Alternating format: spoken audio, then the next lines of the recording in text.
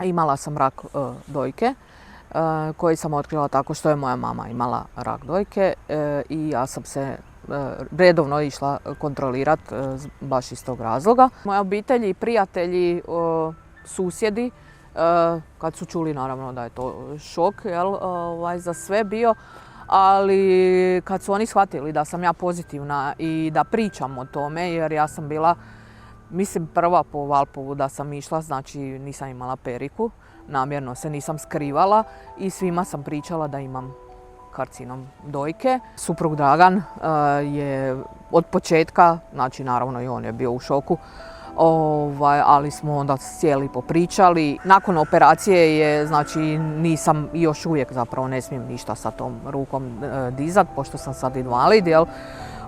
Tu jako on pomaže i jako sam zahvalna što ga imam. Naravno, ljudi su ostajali šokirani, ali nakon nekog vremena je došlo do toga da me pitaju, da me zovu, gdje, kako da ja to idem se sad kontrolirat, kud da se javim ako je otkriveno nešto i tako. I na temelju toga sam ja došla na ideju da osnujemo udrugu. Naša udruga je, znači, Liga protiv raka Valpovštine. Trenutno svaki 6 mjeseci na kontrole idem. Sve je u redu, evo sad sam baš odradila jednu. Znači u ovih zadnjih 4 godine kako sam ja prošla te kemoterapije je medicina uznapredovala puno više. Pa ne bojim se, jer sam svjesna toga jer mojoj mami se vratio i svjesna sam da kad tad, ne mora biti za 2 godine, ali može biti i ne mora, će se vratiti, najvjerojatnije.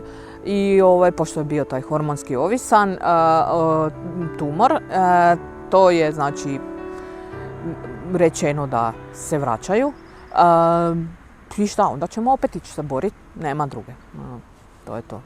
Kad oni shvate da sam ja 43 godine, nekima se upali lampica, joj pa ja bi trebala otići na pregled, nisam dugo bila ili nešto tako da mi je to bilo jako drago da sam ih poticala svojom pričom i svojim primjerom da odu i na preglede.